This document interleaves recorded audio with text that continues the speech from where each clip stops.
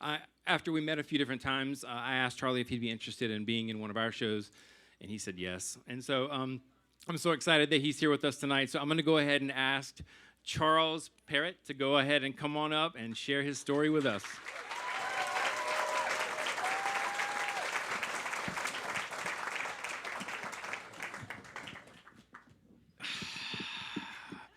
So I don't care who you are, or what you do, or where you go, or how much money you spend, but you are going to never have as much fun again as you did when you were like 14 hanging out with your friends doing absolutely nothing. When I was 14, growing up on the plains in Nebraska, my best friend was this kid named Corey Arkefeld. Now, Corey had red hair and freckles and this outsized sense of his own, like, conviction and his own strength, and nothing he was going to do was going to go wrong. It was like if Ron Weasley played Ferris Bueller. For example, when Corey and I were freshmen in high school, we both decided to take chorus as an elective, and they sat us next to the altos, which meant we sat next to this girl named Jen Ovison. Now, Jen was a senior, and she was universally understood as being the hottest girl in school. I looked her up online. Jen, you're still doing great. For me, this was, of course, an opportunity just to panic, because every pretty senior girl just turned into like a mirror and showed back to me all of the insecurity and smallness that I felt as a freshman in high school. But Corey did not see it this way. Corey, in his mind, this meant that Jen Ovison was trapped. He could just flirt with her and chat her up 5 days a week until she liked him. And it worked. Now, they never actually went out or anything, but we were no longer completely beneath her notice, which up until that point seemed to me to be something totally impossible. Now, the next thing you got to know about Corey is that he was what you'd call a tail ender. That means that when I met him, he had 2 older sisters who were already gone to college. And so his parents, Dan and Connie, they loved each other. And sometimes, these people just looked at each other like, oh. And so they know that sometimes with a mommy and a daddy and they love each other, sometimes that means I get a best friend. Now, I attribute to these circumstances the fact that his parents gave him a lot of freedom. They gave him a long leash because they'd seen it all and they'd done it all with their older kids. And that's why I think he was able to join one of those 10 CDs for a penny clubs. Now, if you don't know what that is, you're going to have to look it up and probably explain it to me. Some of you did this, yes. And it's complicated and sort of shady. But he did it, and that meant nobody was paying attention to what he bought and what was shipped to him, right? As a freshman in high school. And, his CDs were pretty normal. There was some Spin Doctors. There was some Red Hot Chili Peppers. There was Use Your Illusions 1 and 2.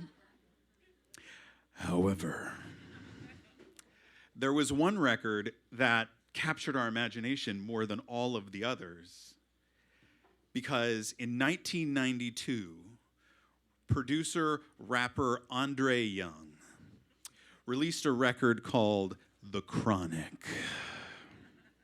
Now, if you don't know what this record is all about, it's about smoking weed and other things too that we won't mention all of them. But it was this record that exploded what was possible in popular music, because it made gangster rap like one of the dominant forms of popular music, which was incredible. And it launched Dr. Dre's solo career after NWA, and it sold almost 6 million copies and counting. Perhaps most importantly, it introduced the world to Snoop Dogg. This is when I have to remind you that we were skinny, 14-year-old white teenagers in Nebraska. So to us, this was like a transmission from the planet Death Row that was being beamed into our minds just to blow our minds, and it absolutely blew our minds. We learned so much. We learned so much about the Compton swap meet, about hitting the switches. We learned about pimping hoes and clocking a grip. Biatch.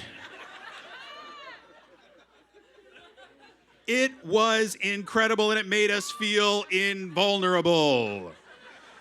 Now, eventually, Corey did get to be good friends with a senior girl. Her name was Misty. And Misty would drive us around in her car, and we would listen to Dr. Dre and Snoop Dogg, and we would sing along. We didn't say all the words.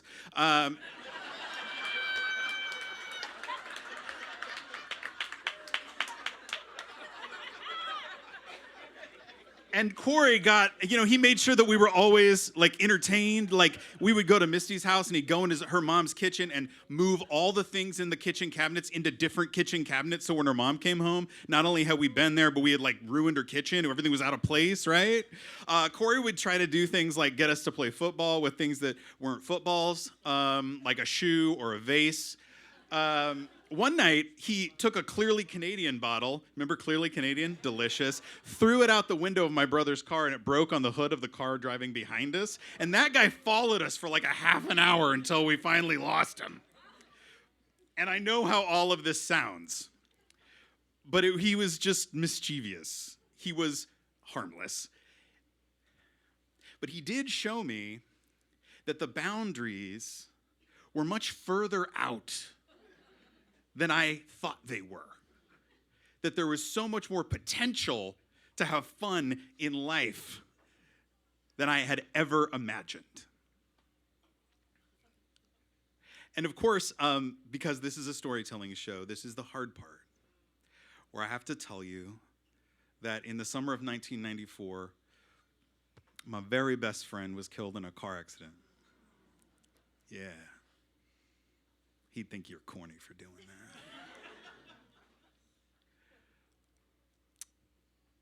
And all the time, I think about what he would have accomplished by the time he was in his 40s.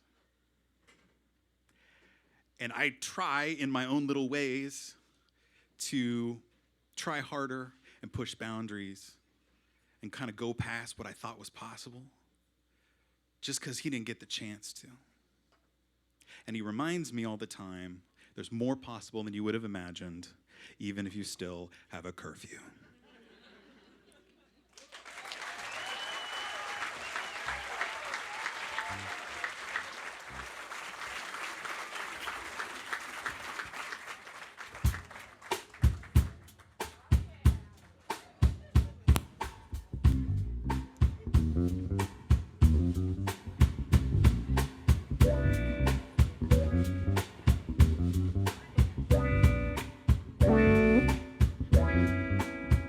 How y'all doing? You know what I'm saying? So apparently I'm Dr. Dre for the evening. You know what I mean? But for those who don't know, most of you probably don't, my name Nando Smooth. Shouts out to Sweet Pea. Tabernacle Collector. You know what I mean? Yeah. Son. Y'all know this song, right? You know what I mean? Come on with it. Yeah. Go ahead.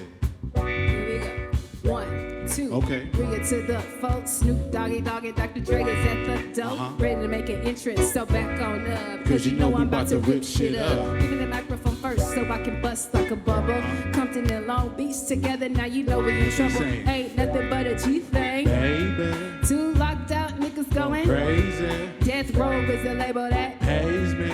I'm faded, so please don't try to fade this. But back to the lecture at hand. Perfection is perfected, so I'ma let them understand. From a young G's perspective, I gotta find a contraceptive. You know she could be earning her man and learning her man. Yeah. And at the same time, now you know ain't with that shit, Lieutenant. Ain't no pussy good enough to get burnt while I'm up in it. So, Hey, and that's realer than real deal, holy feel. And you hookers and hoes know how I feel. Well, it is good enough to get broke off the chunky stuff. Give me a piece of that funky stuff. It's like that, it's like this and that. It's like this and like that and like this and that. It's like this. You ain't got no love for So those. just chill. To the next episode. Okay. Come on. Watch me. Let's on, go, baby. Nando Watch me creep to the mic like I'm creeping. Okay. So, hey. So I'm peeping and I'm creeping and I'm creeping. But I damn near got caught cause my beeper kept beeping. So it's time for me to make my impression felt. So sit back, relax, and strap on your seatbelt. You've never been on a ride like this before. With a producer who can rap and control the maestro at the same time with the dope rhyme that I kick. You know, and I know I flow some old funky shit. Okay, my collection. Empty selection. Come on. No clue where I'm being, my homie Homie Snoopy. Ashley came to do it's like this, that and like this, and it's like this and like that and like this, and it's like this. We ain't got no love for those. Just chill To the next episode. She's my inspiration. You know what I mean? My spirit animal. She just happened to be here. Hey, falling back on that ass with the hellified gangster lean. Rolling funky on the mic like an old patch of collard green. It's the capital S-O-S-O-P, the O-double-G-Y-double-G-O, that's the C. Showing much flex when it's time to wreck a mic. Pippin' hoes and clock and grip like my name was Dolomite. Yeah, and it don't quit. I think they in the mood for some motherfucking G said. So Ashley, What up, Nanda? I think they give them what they want. What's that? We gotta break them off something. Hell yeah. Something gotta be bumping. City of Compton. But it's looking like this, that, and this, and it's like this, and like that, and like this, and it's like this. And who will give a fuck about So those? just chill. Come on, one with it, flow. Hey, Hey. Tabernacle Collective, put your hands up. Y'all feeling? You enjoying yourselves? Hear the roof? Hey, I like that. Come on, yeah. Sweet Pea. Shouts out to Snoop Doggy Dogg and Dr. Dre. It's like this and like that and like this and it's like this. So just chill. To the next episode. Now give it up for Nando Snoop. I thank y'all.